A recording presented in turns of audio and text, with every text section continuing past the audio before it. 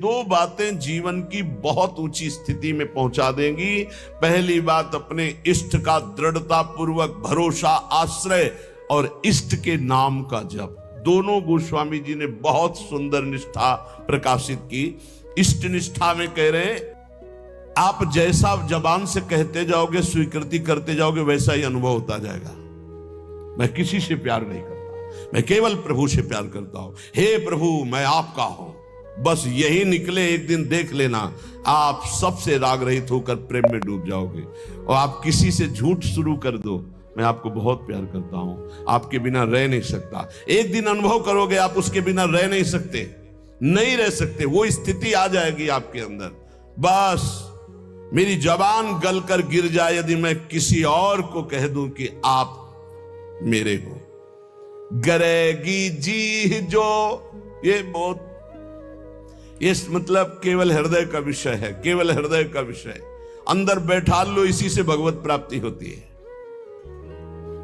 साधन भगवान नाम जप और भी जो भी हैं साधन, जब शरीर अस्वस्थ होता है, भीषण पीड़ा होती है, ये इंद्रियां सब शिथिल हो जाती है, बुद्धि शिथिल हो जाती है, भगवत स्मरण अंतर ध्यान हो जाता है, उस समय ये काम करता है भरोसा। इसीलिए काहू के बल भजन को, काहू के आचार और व्यास भरोसे कुंवर के सोवत पांव पसार। मुझे निश्चित भगवत प्राप्ति होगी, क्योंकि मैं श्री जी का हूं, श्री जी हमारी हैं।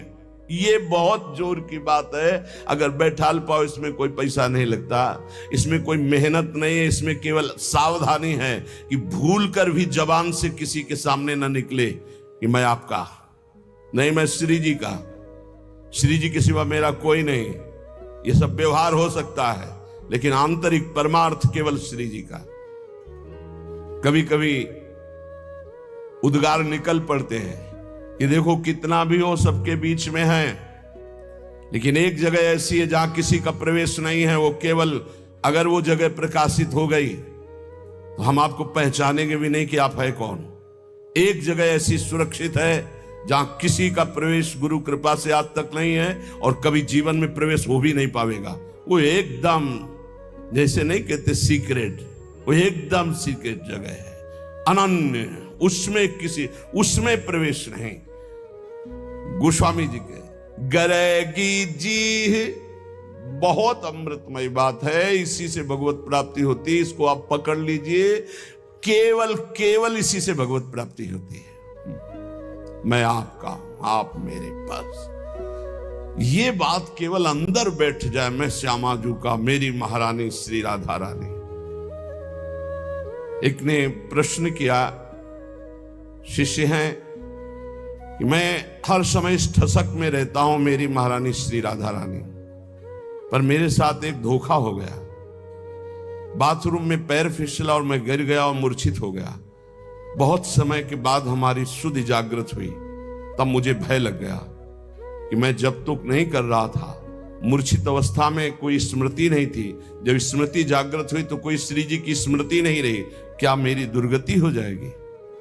कदापि नहीं, क्योंकि मेरी महारानी श्री राधा रानी के अंदर ही अगर ठसक है तो मूर्छावस्था में, चूंकि जान रही थी अभी तुम मर नहीं रहे हो, मूर्छावस्था में वो स्मृति बनेगी तुम्हारी और तुम्हें भगवत प्राप्ति होगी। केवल ठसक होनी चाहिए, व्यास भरोसे कुंवर के।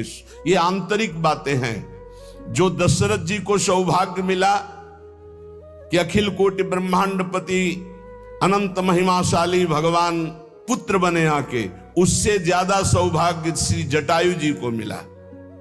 अपनी गोद में विराजमान करके शरीर पूरा करवा रहे, और अपने कर कमल से अंत्येष्टि क्रिया जटायु जी की ना कि महाराज चक्रवर्ती सम्राट महाभागवत श्री दशरथ जी को सौभाग्य नहीं मिला जो जटायु जी को।